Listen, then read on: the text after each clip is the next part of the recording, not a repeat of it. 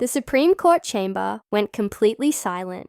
The air inside that grand marble hall felt heavy, almost electric. Even the faint sound of papers turning had stopped. Every person sitting there knew they were watching something rare. All eyes turned toward Justice Clarence Thomas, who had just interrupted Representative Jasmine Crockett for the 8th time. For almost half an hour, the exchange between the two had grown more intense with each passing minute. Thomas's deep, steady voice echoed off the marble walls as he pressed her again and again on the same point. "Congresswoman," he said firmly, "you still haven't shown a single real limit on Congress's power under your reading of the Constitution. If Congress can decide what equal protection means, what stops it from changing the Constitution itself every time politics shift?" His question hit like thunder in that quiet room. Before Crockett could even begin to answer, Thomas continued, his tone sharper now, his voice carrying through the chamber. "Without clear boundaries," he said, "we risk turning this court into nothing more than a rubber stamp for Congress. That is exactly what the founders tried to prevent."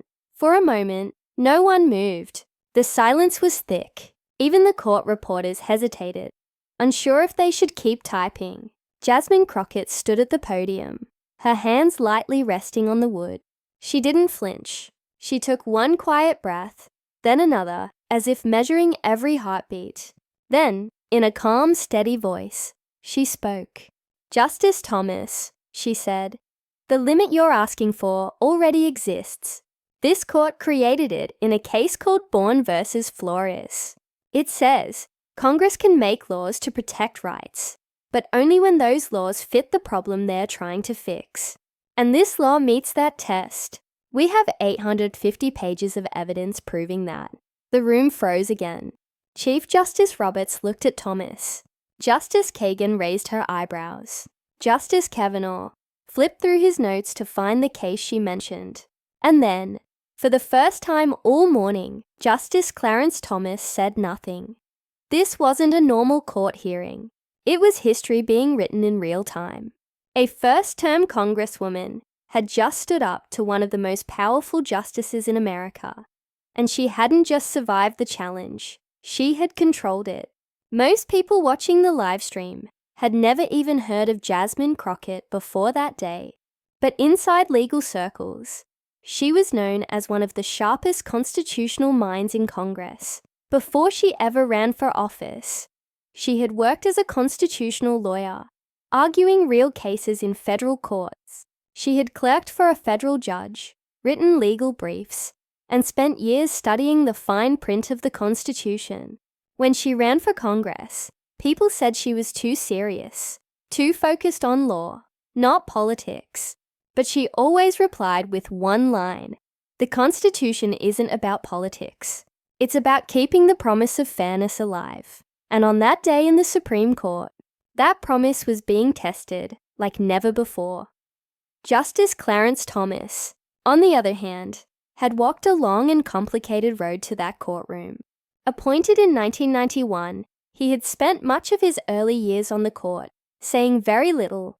Sometimes he went months without asking a single question during arguments. But in recent years, he had changed. He had become one of the most vocal members of the bench, direct, strong, and unafraid to challenge anyone. His belief was simple and unshakable. The Constitution means what it meant when it was written. To him, those words were fixed in time. They didn't bend for politics or modern trends. So when Jasmine Crockett stood before him, defending a law that gave Congress more power to oversee state elections, Thomas saw danger. He saw a shift in power from the courts to politicians, and he wasn't about to let that happen quietly. The law at the heart of the case was called the Voting Rights Advancement Act. On paper, it was simple. It said that states with long records of discrimination in voting would once again face federal review before they could change their election laws. To Crockett, this was about fairness. To Thomas, it was about limits. The Constitution's 14th Amendment gives Congress power to enforce equal protection through appropriate legislation. But what does appropriate mean? That single word had caused more debate in American history than almost any other. And now it had brought two brilliant minds, one from the court, one from Congress, into direct confrontation. Justice Barrett spoke first. "Representative Crockett," she asked, "how is this law different from the one struck down in Shelby County versus Holder? That one also used old data about discrimination." Crockett nodded, her voice even and sure. "Justice Barrett," she said, "the difference is evidence. The old law used decades-old information. This one is based on the last 25 years. It's not about the past. It's about the present."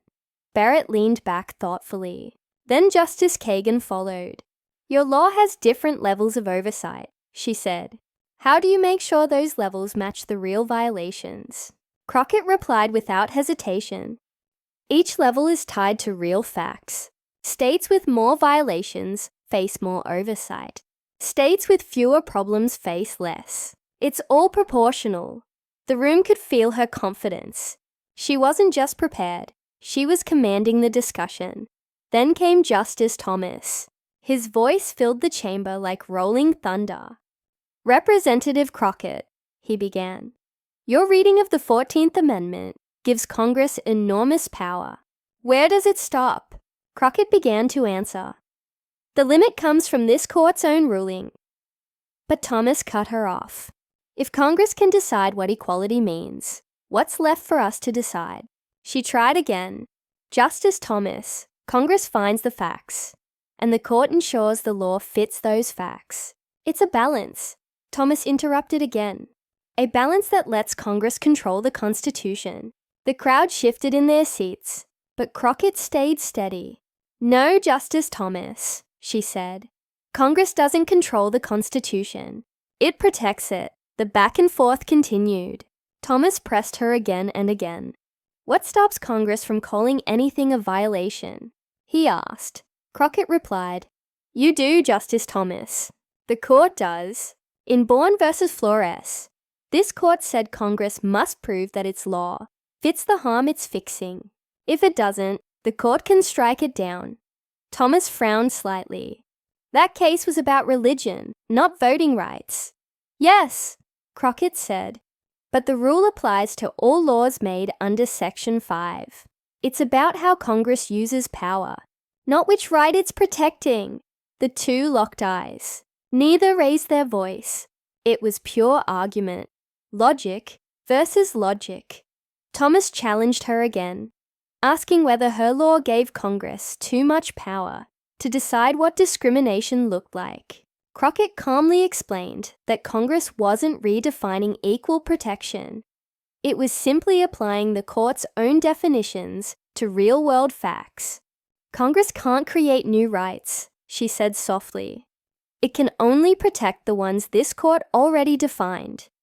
Even when Thomas interrupted her for the 5th, 6th, and 7th time, she stayed composed. "This law," she said, "fits the harm it's fixing. It doesn't go further. It doesn't bend the Constitution. It reinforces it." Every word landed like a hammer, measured, quiet, powerful. Then came the 8th interruption. Thomas leaned forward, his tone deep and intense. "Congresswoman," he said, "you still haven't shown any true limit. If Congress can decide what equal protection means, what prevents it from redefining the Constitution itself?" The room froze again. Crockett waited until he finished, then lifted her head. "Justice Thomas," she said calmly, "the limit you're looking for already exists. You created it yourself in Bourne versus Flores. It says Congress must show that a law fixes a real problem, not an imagined one. We've shown that. We have 850 pages of evidence proving real, ongoing harm. This law doesn't change the Constitution. It upholds it." The silence that followed was different this time. It wasn't tense. It was thoughtful. Justice Thomas didn't interrupt. He just looked at her. For the first time all morning, his tone softened. "Representative Crockett," he said slowly, If we accept born as the rule, how do you explain the broad reach of this law? Doesn't it go further than the problems you've shown? This wasn't a challenge, it was curiosity, and Crockett answered with calm assurance. Justice Thomas, sometimes a big problem needs a wide solution. This law is careful. It adjusts oversight based on the evidence. More violations mean more review. Fewer violations mean less. That's what makes it fair. That's what makes it constitutional. Everyone could feel the shift. The tension was melting into respect. Other justices began asking deeper, more precise questions. They wanted to understand, not just challenge. The entire tone of the room had changed, because one woman had refused to lose her composure. She had turned a confrontation into a conversation. By the time Chief Justice Roberts finally said, "Thank you, Representative Crockett," the chamber exhaled, as if waking from a long-held breath. Reporters whispered to each other. Lawyers nodded in disbelief. And Justice Thomas, the man who had interrupted her 8 times, sat quietly, deep in thought. What had begun as a clash between power and principle had turned into something much greater, a genuine exchange about the meaning of the Constitution. As the crowd slowly left the courtroom, the air was thick with whispers. "Did that really just happen?" someone asked. She stood up to him, another replied, shaking their head in awe. And while the marble doors closed behind them, one thing was clear to everyone who had witnessed it. Something important had happened that day. A new voice had stood firm in the highest court in the land. And even Justice Thomas, known for his unshakable views, seemed changed, if only slightly, by the power of reason and respect. But what happened next, after that historic hearing, would surprise everyone, including him, because the real story of Jasmine Crockett and Justice Thomas was only just beginning. When the courtroom doors closed that day, people thought the drama was over. But in truth, it had only started. The next few hours, days, and weeks would turn one tense courtroom exchange into a national discussion about the meaning of power, fairness, and the Constitution itself. For Jasmine Crockett, it was just another day of doing her job. For everyone else, it was history. The moment she stepped out of the Supreme Court building, the air was filled with flashing lights and the hum of cameras. Reporters rushed toward her, their microphones outstretched, all shouting questions at once. "Representative Crockett, how did you stay calm when Justice Thomas interrupted you so many times?" One called out, "Do you think he was unfair?" Asked another. Crockett smiled politely, just as she always did when faced with noise. "This wasn't about me," she said quietly. "It was about the Constitution." Her tone was calm, almost soothing. "I respect Justice Thomas, even when we disagree. That's how the law should work. With respect, not anger." Her answer played on every news channel that night. Some anchors praised her for standing her ground. Others questioned whether she had gone too far by challenging a sitting Supreme Court justice so directly.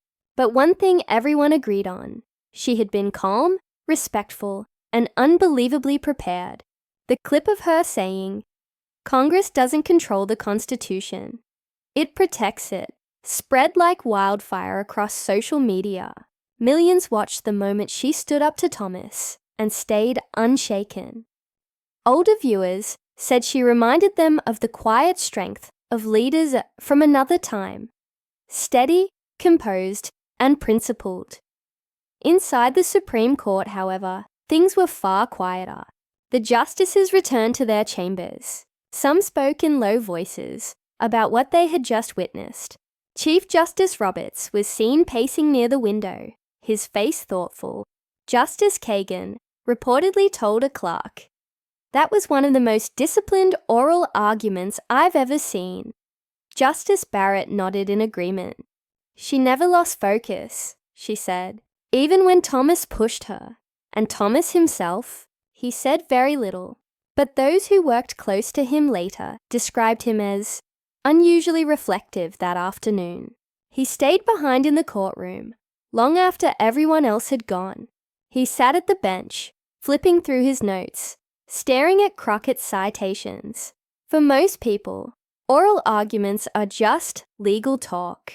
But for Thomas, that morning had touched something deeper. For years, he had carried the same belief, that Congress could not be trusted to define constitutional rights. That belief had guided almost every opinion he'd written. Yet now, for the first time, someone had challenged that belief, not with politics, but with his own words, his own cases. Crockett had quoted Bourne versus Flores, a decision he respected deeply. And the more he thought about it, the more he realized she had used his own logic to make her case. Later that evening, in his office, Thomas sat reading through the transcript again, line by line, question by question. He noticed something unusual. He had interrupted Crockett 8 times before finally listening, and when he did listen, her answer was exactly what the law demanded: evidence, limits, and respect for precedent. He leaned back in his chair and sighed. For a man known for his strong will, that sigh was almost a confession. She was right about the standard, he murmured. She understood it. Meanwhile, across Washington, Jasmine Crockett returned to her small office in the Capitol. The lights were dim. Her staff had already left. She placed her papers on the desk and took a slow breath. The day had been long, exhausting even, but she felt something rare: peace. She knew she had done her job. She hadn't gone to the court to win fame or headlines. She had gone to defend a law that mattered, a law built on fairness and equality. She poured herself a cup of coffee, sat by the window, and looked out at the Capitol dome, glowing in the night. "We did what we had to do," she whispered. "Now it's up to them." Over the next few days, the country buzzed. Legal podcasts dissected every moment of the hearing. Law professors told their students, "Watch that exchange. That's how constitutional arguments should be made." Newspapers across the spectrum, from conservative to liberal, published long pieces about it. One headline read, "Crockett versus Thomas, a clash of ideas, not egos." Another said, "When a fresh voice stood tall in the Supreme Court, even people who didn't usually care about law found themselves fascinated. They saw something human in that exchange. An older man, deeply devoted to principle, and a younger woman unafraid to defend her own. It was respect meeting resistance, and somehow both came out stronger." 2 weeks later, Justice Thomas gave a rare public speech at a university in Virginia. The auditorium was packed. Students, professors, and journalists all waited for him to say something, anything, about that day in court. After all, Thomas rarely spoke in public about specific cases. When he finally stepped up to the podium, his voice was calm and deep. He talked about the Constitution, about faith, and about the duty of judges to remain humble before the law. Then, near the end of his speech, he paused. His eyes looked distant, as if remembering something. "Sometimes," he said, "a good argument doesn't change your values. It deepens them." The crowd grew silent. I recently heard one of the most well-prepared legal minds to stand before this court in years. Her presentation reminded me that clarity, preparation, and respect are the heart of true advocacy. He never mentioned Jasmine Crockett by name, but everyone knew. The quote was on the front page of newspapers the next morning. Justice Thomas praises unknown legal mind who changed his view on clarity. It was subtle, but unmistakable. Inside Congress, the reaction was mixed. Some colleagues congratulated Crockett privately. "You made us proud," one said. Others warned her to be careful. "Don't get caught up in the spotlight," they said. But she didn't care about the spotlight. She barely gave interviews. When reporters asked her what she thought of Thomas's remarks, she smiled. "He's doing what he always does, thinking deeply," she said. That's all anyone could ask. Behind the scenes, though, something bigger was happening. Law schools across the country began adding her exchange with Thomas to their teaching material. Professors used it to show how good advocacy doesn't need anger or tricks, just facts, patience, and respect. The Harvard Law Review published a special article titled, "The Crockett-Thomas Dialogue: How Clarity Can Redefine Constitutional Debate."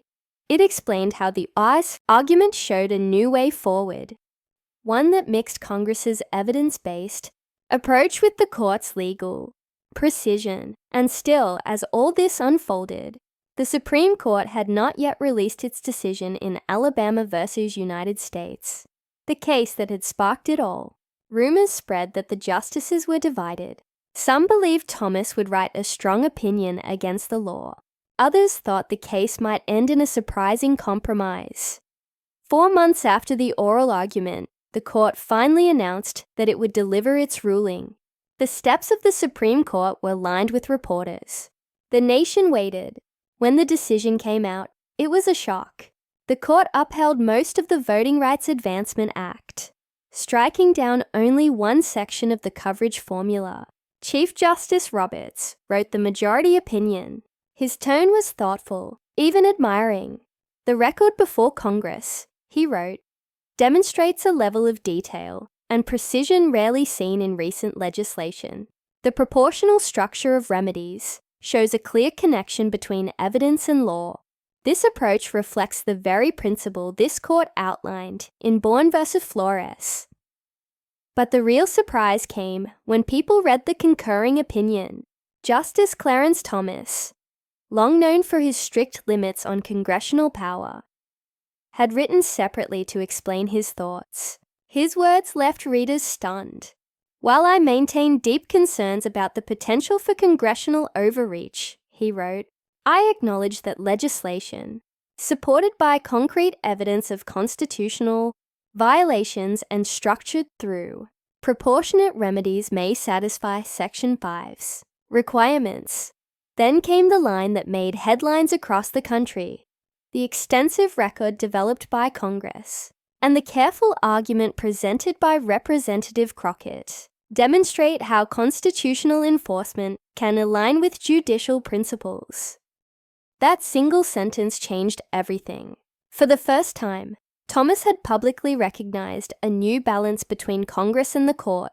The media went wild. Thomas shifts on Section 5, read one headline. Crockett's argument leaves its mark, read another. For law students and scholars, it was like watching the Constitution breathe. Alive, flexible, and still capable of surprising the world. Crockett, of course, didn't brag. When journalists asked her about Thomas's opinion, she simply said, "It shows what good dialogue can do. When people listen, even disagreement can lead to understanding." That humility made her even more respected. Months later, invitations started pouring in. Universities wanted her to lecture. Legal foundations wanted her to write. Even conservative think tanks asked her to speak about the importance of clarity in constitutional debate. But she accepted only one invitation. The annual Justice Robert Jackson lecture at the National Constitution Center, an honor usually reserved for senior judges or veteran scholars. When she walked onto the stage that evening, the audience gave her a standing ovation. Cameras flashed. She smiled modestly and began to speak. "The tension between Congress and the court isn't a fight," she said softly. "It's a conversation. The founders built our system that way. The court interprets the Constitution, and Congress enforces it. When both do their jobs with respect, our democracy grows stronger." Her voice was calm, but powerful. Justice Thomas and I may not agree on everything, but we share one belief. The Constitution deserves honesty. It deserves effort, and it deserves the kind of dialogue that puts country over politics. Her words were simple, direct, no fancy language, just truth. When she finished, the audience stood again, applauding. In the crowd, several Supreme Court clerks were seen wiping their eyes. Even Justice Kagan watching the live stream from her office, smiled and said quietly, "That's how you teach constitutional respect." After that, something remarkable happened. Congress began adopting what they called the Crockett Method, a new model for writing laws with clear evidence, proportional remedies, and respect for the court's precedents. Lawmakers from both parties agreed it made sense. And when the next big civil rights bill was written 3 years later, it used her framework. When that law reached the Supreme Court, it was upheld by an 8-1 vote. The majority opinion even cited her exchange with Thomas as a guiding example of how Congress should exercise power responsibly. The day that decision came out, Jasmine Crockett sat quietly in her office again, the same way she had 4 years earlier. Her assistant walked in, holding the printed opinion. "You did it again," she said, smiling. Crockett shook her head. "Not me," she replied. "The Constitution did." Justice Thomas, now older, was asked in an interview about his views on congressional enforcement. He smiled gently. "My views haven't changed," he said. "They've evolved." He paused for a moment and added, "Sometimes, when someone argues with respect and precision, it reminds you that the Constitution is stronger than any one person's interpretation." That's what Representative Crockett showed us. His words spread across the country. Law professors quoted them. News anchors replayed them. And for millions watching from home, it was a rare thing to see. Not anger, not pride, but genuine mutual respect between two people who saw the world differently, yet shared the same love for truth. That's why the story of Jasmine Crockett and Justice Clarence Thomas became more than just a legal debate. It became a lesson, one that echoed far beyond the marble walls of the Supreme Court. It showed that even in a divided time, dialogue still matters, respect still matters, and truth, spoken calmly and clearly, can still move mountains. But even after that, one question remained. What would happen when politics once again tested that fragile balance between Congress and the court? Would the spirit of that dialogue survive? Or would it fade back into the noise of partisanship? The answer, as it turned out, would come sooner than anyone expected. Barely a year after the Supreme Court's remarkable decision, the calm that had followed began to tremble again. It started quietly, the way most storms do. A new Congress had taken office. New voices filled the committees, and some of them were eager to leave their own mark on history. Many of them had watched the Thomas Crockett exchange on television. Some admired it. Others felt uneasy about it. They believed the court had given Congress too much room. At first, the discussions were polite, but slowly the tone changed.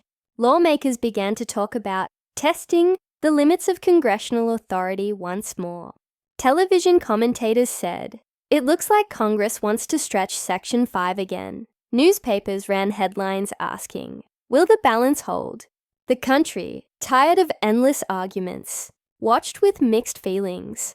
Representative Jasmine Crockett had just returned from giving a lecture at Georgetown Law School when she first heard about the new bill being drafted in committee. Her aide handed her a thick folder. "They're calling it the State Integrity Restoration Act," he said. "It's moving fast." She looked through the pages and felt a familiar heaviness in her chest. The bill was meant to fix gaps in state-level election practices, but its language was far broader than it should have been. It allowed Congress to step into areas that courts had said belonged to the states. That night, as she sat alone in her office, she thought about everything she and Justice Thomas had accomplished. How one hard-won conversation had shown the nation that law could be reasoned, not shouted. Now, that delicate understanding was at risk of breaking apart. She called for a quiet meeting the next morning. "We can undo the trust we built," she told a small group of colleagues. "We proved that Congress can protect rights without grabbing power. Let's not lose that lesson." Some agreed immediately. Others looked down, uncertain. "Times are different now," one senior member said. "People want stronger action." Crockett shook her head. Strong doesn't mean reckless, she replied softly. Meanwhile, news of the new bill reached the Supreme Court too. Justice Thomas was in his chambers reading when one of his clerks mentioned it. Sir, the clerk said, they're talking about expanding congressional oversight again. Thomas looked up slowly. So soon? He asked. I thought they understood. He leaned back, fingers steepled under his chin. He wasn't angry, just disappointed. For him, the Thomas Crockett decision had been more than a legal compromise. It had been a symbol of restraint. Over the next weeks, hearings on the new bill began. Television cameras filled the committee rooms. Crockett attended every one. She listened quietly as witnesses argued both sides. Some civil rights groups supported the bill, saying it was necessary to protect voters. But constitutional scholars warned that it might go too far. You are crossing the line the court just drew, one professor said bluntly. The room murmured. When it was finally her turn to speak, Crockett adjusted the microphone and looked straight ahead. This country does not need another fight between Congress and the court, she said. It needs proof that both can work within the Constitution. Her words were simple, almost gentle, but the room felt the weight behind them. We built credibility with evidence, not emotion. Let's keep it that way. Outside the Capitol, the debate grew louder. Commentators began comparing her to the old statesmen of earlier decades. Patient, careful, unwilling to rush into flashy reforms. But others accused her of being too cautious. She's holding progress back, one commentator said on television. Still, many ordinary Americans sided with her. Letters poured into her office. One older viewer from Ohio wrote, "You made me believe again that calm voices can still matter. Please don't let them ruin what you built." Through all this, Justice Thomas remained silent. He hadn't spoken publicly since his interview months earlier, but those close to him knew he was watching carefully. His clerks later recalled that he spent hours rereading old cases on congressional power. Sometimes he would underline a sentence, then sit back, thinking. Balance, he muttered once. Always balance. By midsummer, the new bill had passed the House. It was now heading to the Senate, and the political temperature was rising. Television crews camped outside the Supreme Court again, just as they had years earlier. Will we see another showdown? One reporter asked live on air. Behind closed doors, Crockett met with a small group of senators from both parties. We need amendments, she said firmly. This bill must be narrower. It must show the same restraint we used before. One senator frowned. The public wants something bold. Crockett smiled sadly. Then give them something honest instead. Her proposed changes tightened the bill's language. They required new evidence every 5 years and limited Congress's power to temporary oversight instead of permanent control. The senators listened. Some resisted, but others nodded. They remembered the Supreme Court's last decision and knew it had restored credibility to both institutions. In the end, her amendments passed by a single vote. Hat night, when the news broke, the country breathed a small sigh of relief. Commentators said, Crockett saves compromise again. The phrase stuck, but not everyone was pleased. A handful of politicians, eager for headlines, accused her of giving in to the court. She's protecting the judges, not the people. One said during a rally. Crockett didn't respond. She simply went back to work. Weeks later, as the Senate prepared for the final vote, an unexpected twist occurred. A lawsuit was filed, challenging the new bill before it was even enacted. The plaintiffs claimed it still gave Congress too much power under Section 5. Almost overnight, speculation filled the news. Would the Supreme Court take the case? Would Thomas and Crockett meet again?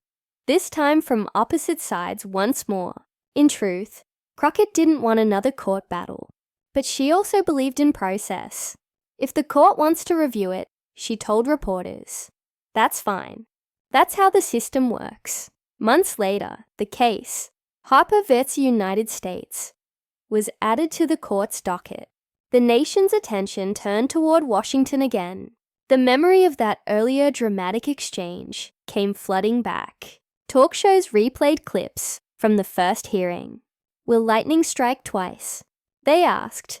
When the day of oral arguments finally arrived, crowds gathered outside the Supreme Court steps. Some carried signs supporting Congress. Others carried signs defending judicial independence. Inside, the air felt heavy again. The same tension, the same anticipation. But this time, Jasmine Crockett was not at the podium. The Solicitor General was arguing the case for the government. Still, Crockett sat in the front row, watching silently. Her eyes followed every question, every answer. Justice Thomas was on the bench, his expression unreadable. The Solicitor General began strongly, but soon stumbled under tough questioning. Several justices pressed about limits, about evidence, about proportionality. The same themes as before. Thomas remained silent through most of it, but when he finally leaned forward, the entire room went still. "Counsel," he said, "can you explain how this legislation differs from the one upheld in Alabama versus United States?" The attorney hesitated. "Your Honor, the structure is similar, but the oversight period is longer." Thomas frowned. Longer oversight means broader control. Has Congress demonstrated a greater need? The lawyer paused again. "Not explicitly, Your Honor." Thomas nodded slowly, then said something that no one expected. Then perhaps Congress should have listened to Representative Crockett more carefully. The room froze. Reporters stared wide-eyed. Crockett herself blinked in surprise.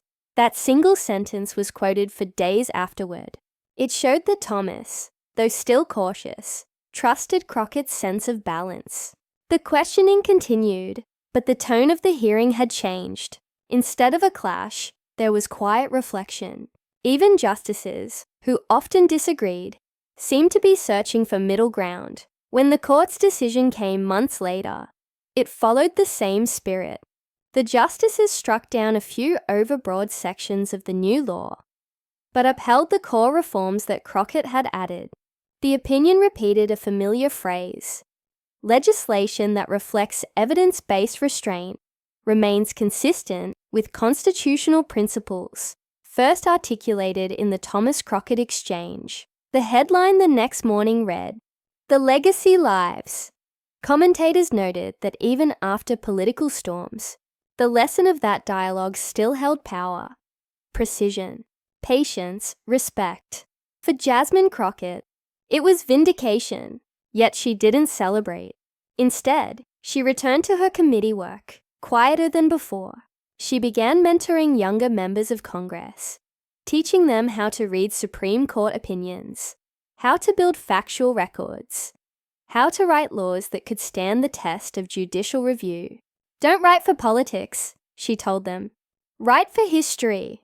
Justice Thomas, meanwhile, found himself invited to more legal forums than ever. At one event, a student asked him, "Do you ever regret changing your view?"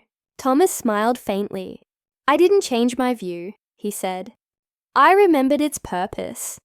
The room applauded. By now, the story of their dialogue had become part of American civic culture. High school textbooks mentioned it briefly. Law school courses spent full days studying it. TV documentaries aired interviews with both sides of the political aisle, praising their civility. In a time when everything felt divided, their story became a symbol of balance. But beneath the surface, new challenges were forming. The nation was entering an election year, and with it came sharper rhetoric and deeper divides. Some politicians wanted to undo the Thomas Crockett framework altogether, claiming it made Congress too cautious. Others wanted to expand it even further, giving the court more say than ever before. Once again, the balance they had built stood on a knife's edge. Crockett knew it. One evening, sitting in her office surrounded by fading copies of old legal opinions, she whispered to herself, "It's always the same battle, power or principle." She closed the folder in front of her and looked toward the darkened Capitol. "The Constitution keeps testing us," she said softly. That same week, Justice Thomas gave a quiet interview to a legal historian. He spoke about legacy. "You can't freeze the Constitution in time," he said. "You must protect its meaning through honest debate." When asked about Representative Crockett, he chuckled. "She reminded us all how to argue without anger." As months passed, the country grew restless again. Protests filled the streets. Commentators shouted on television. Everyone seemed to have an opinion about power, rights, and fairness. But in the midst of all that noise, one small event brought the focus back to what mattered most.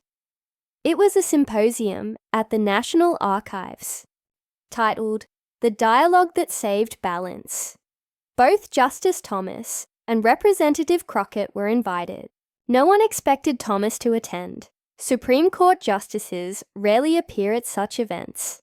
Yet, on a cool autumn morning, to everyone's surprise, he walked in quietly and took a seat beside her.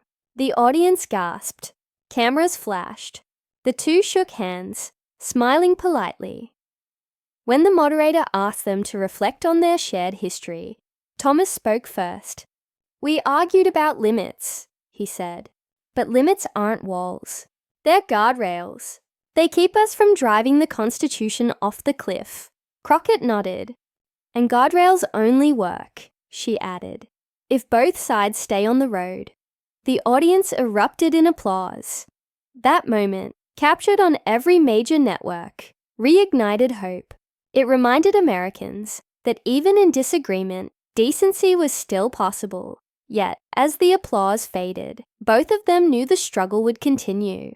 Politics would change, generations would rise and fall, and new cases would test the same old question.